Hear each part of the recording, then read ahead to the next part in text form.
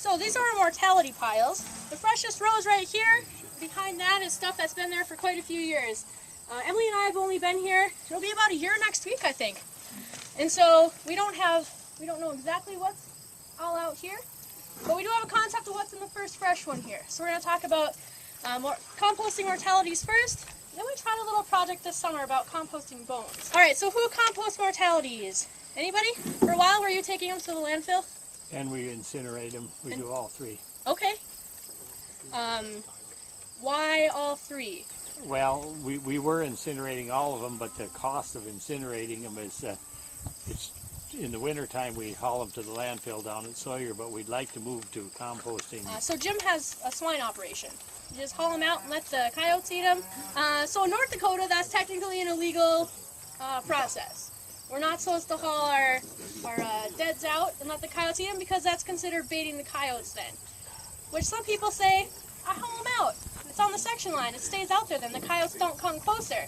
But what happens when they run out and you have a cow that's calving? So basically the concept of this is we want the carcasses to decompose. And so the way we manage that is we start out with a base, a full carbon base. And we want that carbon base to make sure that we are soaking up the nutrients that might be leaching out as the carcass is decomposing. So we use straw here. You can also use corn stalks, old hay, wood shavings, anything like that. That's a full carbon and really can soak up some material that's draining out. And so we like to start with about a 2-foot base. The more base you have and the bigger your pile is, the more likely in the wintertime it's not going to freeze and the better it's going to hold its heat. So if you have a tiny little 2-foot pile, it's probably just going to heat and the heat will dissipate and it'll be done. If you have a 5-foot pile, it'll heat up and it'll hold that heat in there. And so we try to aim for a 2-foot base with ours, then we put the mortality on top. So if it's a cow that has rumen, or maybe even a sheep that has a fully functioning rumen, we're going to want to lance the rumen so we don't have any explosions happening during that process. Pigs, you just put them on there. We want to make sure that there's at least a 1/2 foot to a foot around that carcass of base material. And so there's several different ways of doing it. There's windrowing processes, there are stacking, you can do a little stacking hill. With poultry, it would be you stack many of them several times, so it depends on the kind of animals that you have and the area that you have to work with. So you put your mortality on, we put some fresh manure or spent silage, something that has a little bit of nitrogen and some bacteria in there to help the process along. And so we always cover ours with manure because we have plenty of that around here. And then after that, we cover it again with a carbon base. And whether that's the same as used on the bottom or different, depends on what you have available and the cost that you want to put into it. We just use straw again because we have it here. Typically we take off kind of the bottom of the piles over there that might not get scraped up and put into the pens. So that's the process. You get them in there and you let them set. Now some people say that you let them set for 4 to 6 months without disturbing them. We've done that here and it works, but it takes a long time. And so we like to go about 2 months is what we're realizing. If we go and mix those piles up at 2 to 3 months, and just pick them up with the loader, drop the stuff down to get some airflow in there, and let them go again, they'll heat again and the process will be quicker. So it really depends on how you want to manage them. If you want it to be fast or slow and how much time you want to spend out with them. You can probably smell a little bit today. I can't smell it, but yesterday you could smell a little. It's not near as strong as if there was a carcass just laying out on the ground open, but there's a little smell to it. You said on the 2 months you mix it up, then how long do you wait after you mix it up? Good question. So that's going to depend on what size your carcass is and what kind of animal it is. So we composted some newborn calves down at our Streeter station, or Central Grasslands down in Streeter. We composted 11 newborn calves, and in 2 months, all that was left was, we had some vertebrae, a couple ribs, and you could see a little bit of hide in there yet. But otherwise, all the soft tissue, pretty much everything else was gone. And so we had to mix it up again after our field tour was over that day, and the pile actually did heat up again, so we're going to hopefully go down there next week and see how it's doing again. So that would have been 2 months to that. Now if we have like a feeder steer or a cow, something that has more calcified bones, it's going to take a little bit longer. And so at that 2-month mark, we would probably see a breakdown of all the soft tissue. EJ said, I'm going to say it, but it's going to sound gross. It's going to look like cooked meat or the shavings off of like a bone blade if you're in a meat shop. It's just really kind of mushy, broke down meat. And so that'll probably be at 2 months like with a cow. And then after that, it'll take a couple more months. Hopefully all that soft tissue is gone then, and your hide, and then after that it's going to be bones. We've talked to several producers in the state that have either actively compost or have tried it in the past, and they get really frustrated because of the bones. If you have an old bull that's bones are really calcified, it's going to take quite a while for those bones to break down. Your soft tissue and everything might be gone, and then you would take that, what's left over, so the bones and whatever else didn't break down, and start your next pile with it so that it can heat again. So we have a pile over here, this one that's stacked up that looks like dirt. It's actually full of bones. And so what we did then is we said, hey, let's try and stick these bones in a hot nitrogen pack and see what happens. Hindsight's 2020. We thought of a few things yesterday. We'll probably try to do different next year. But we took some straw, put it down as a base just in case there was any leachate. We threw some manure on top, put the bones in there, more manure, and more carbon material over the top. So we're going to open these up here after a bit and kind of see what happened. We opened a few yesterday. The 2 that we dug out were brittle, but not completely decomposed.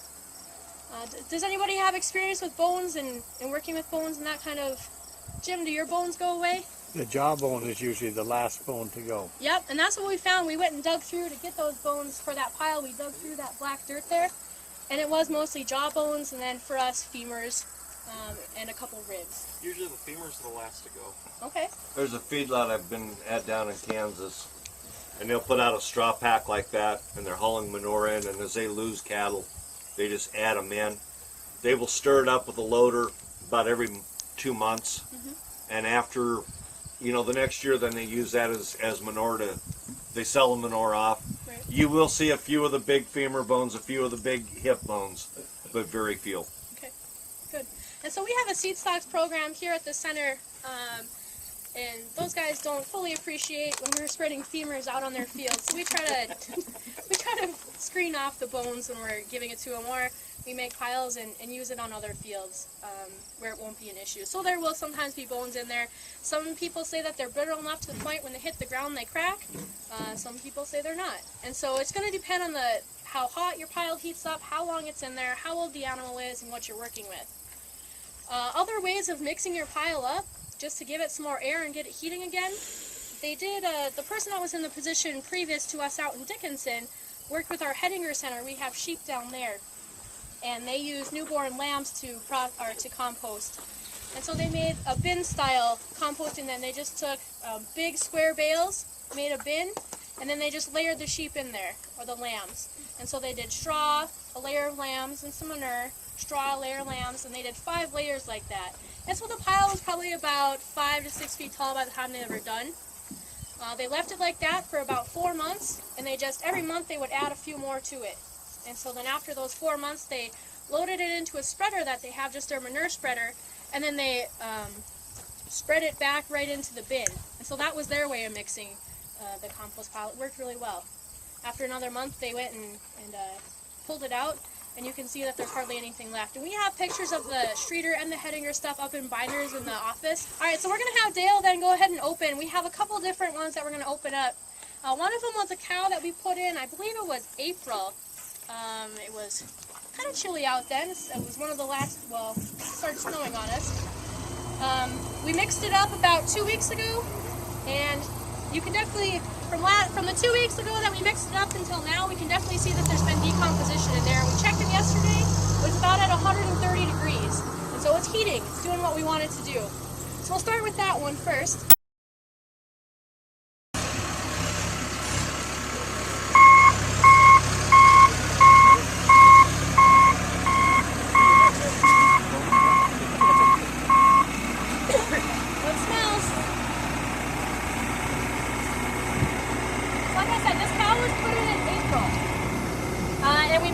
Once. So you can see the breakdown that's happened here. You can still see there's bones left. We don't see a lot of hide, but we do see a lot of soft tissue still in here. but you can't really pick out what the heart was and what the lungs and whatnot are in here. So, and that was at a This has never been mixed, right? This was mixed one time 2 weeks ago. Oh. And from when we mixed it 2 weeks ago, it was probably 6 feet tall, and today it's about maybe 4.5. So there's definitely been some decomposition in there. Did you put any manure on top of the animal when you put it in the pile? Yep, in April we put some very fresh manure just straight out of our pens on top. Straw manure or just yep. manure? Nope, straw manure. Everything here is straw manure. We like to bed our cattle here, so everything has a lot of carbon in it. If you can get just the straight manure, that would probably be better. It would make the process quicker because it would be a hotter process, but what we have here works. Is this too dry or just right, or should it be a little wetter? We think this is good. We like it just like it is. Yeah, we like it like it is. You can see that there is some moisture in there, but it's not dripping wet. It's not coming out of the bottom. But it's not so dry to the point where when Dale picked it up, it still held its shape and form, so we can put it right back on top then. So what was that there? That was a cow. Okay. Yep. And that was how long ago? In April, the end of April. There's not a lot of smell. No, I don't think it's terrible. 2 weeks ago, it was really bad. I have a pretty strong stomach, and it was awful. And so today, I'm thinking this is great. Right, and when we put this one in, we didn't puncture the rumen, and so it had been in so April until July. And then Emily, when she picked it up with the loader, I was standing over here, and the rumen was actually still intact. Because when she picked it up, the contents came flying out, and I could tell exactly what she'd eaten before she died. So you can see a nice little pile of hay laying right there, chopped up for the rumen. So it's kind of interesting. Definitely want to puncture the rumens because it smells awful. I like this part. I think it's fun. I think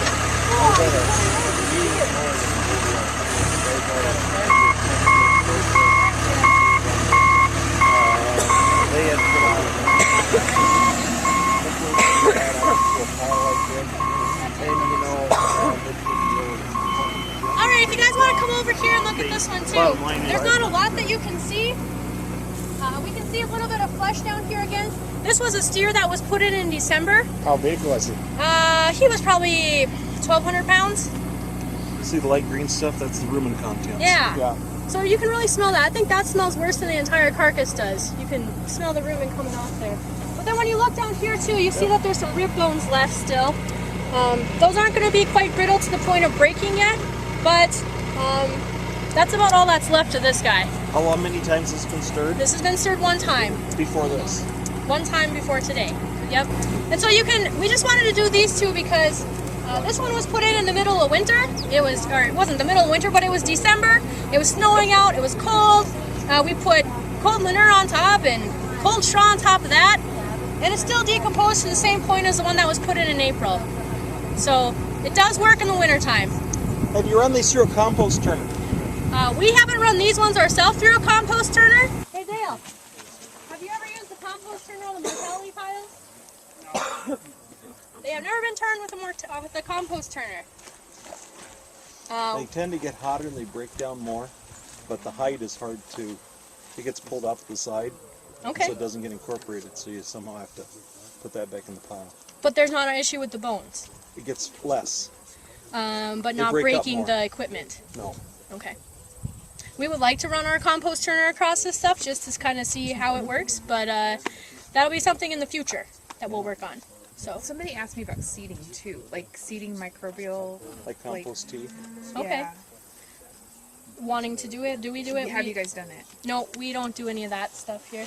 Okay, so we're gonna go over now and look at the bones and see what happened there. I'm curious to dig them up. Like we said earlier, hindsight's 2020. We were talking yesterday. We're thinking maybe we should have built these piles up to be about 4 feet tall to really help the heat stay in them. We've temped them a few times since we've started this. These were started in June, and there's not a lot of heating going on. It's pretty much staying at ambient temperature.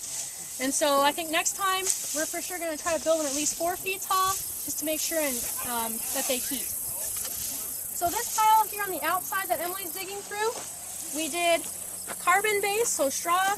We did a really thick layer of very fresh, wet manure. We put the bones on top, more manure, and straw on top of that. On this one, we just did the manure on the bottom and didn't put any over the top of it and just did the carbon source. So we don't know if there's going to be a difference. We're not super scientific, Emily and I, but we're going to dig them out and try to crack them up and see if they're brittle. This one's still pretty hard. Oh, there you go.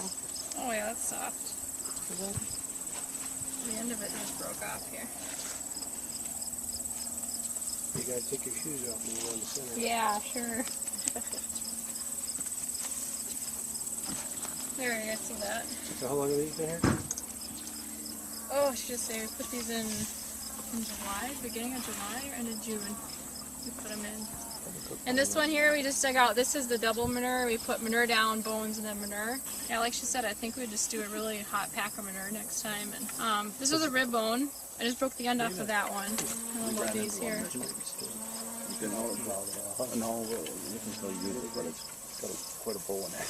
Yeah, that is a little hard. How hot were the temperatures getting in the pile, Emily? This one got to 130 at one point, I know. And then just Mary, she temped it yesterday.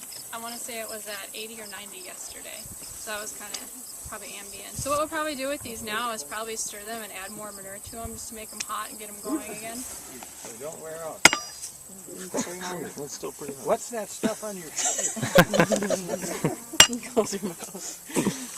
Okay, so clearly that one didn't work. This one's pretty fragile. It's not going to break, but it is fragile. You can see that it's splitting down the sides. This is a vertebrae, and I know it's not going to work because I tried one yesterday. They're really hard. Ooh, Oh. no, that, The little wings came off. So it's not enough to, when you're driving down the field with a manure spreader, to break them yet. But I think if we do our pile correctly next time, it might be. We had talked a little bit about the discoloration, so when we put them in, they're white, like the ones that you would see in that dirt pile over there. It could be the temperature change is maybe changing the color of them. I think it's just because it's manure. Questions about this? Jim, what do you do with the bones? Put them back in? When they dig potatoes, they pick them out of the potatoes. No, sometimes if they get out in the field and they dry out, then they just stay there. Sure. Yeah. So you're better off to separate them and recompost them, because if you go spread them out in the field and they dry out, they're gonna be there forever. be just like a rock out there. Right. Have you ever added any biology to try to speed it up? Any biology? We were hoping just the bugs from the manure would help. What kind of things would you think would maybe work? The last manure magazine, there's a company that's producing some you can buy and add. Oh, really? It helps decompose dead animals. We'll have to check that out. It would be fun to do a demonstration just to see if it works. Next year we're going to have a big pile of them, and I hope it works. Could you start this in the fall, winter when it's cold? Would that be a problem? Yeah, you could. I mean, I think as long as your manure is warm, it's not going to do as much as it would in the spring. It'll sit. It's not going to be actively composting. The microbes will probably, they're not going to die, but they'll probably slow down quite a bit. And then when it starts heating up in the spring, they'll pick back up again. That's kind of what we did with our manure composting pile when we started one in the winter, but I won't touch that. That's Emily's thing next year.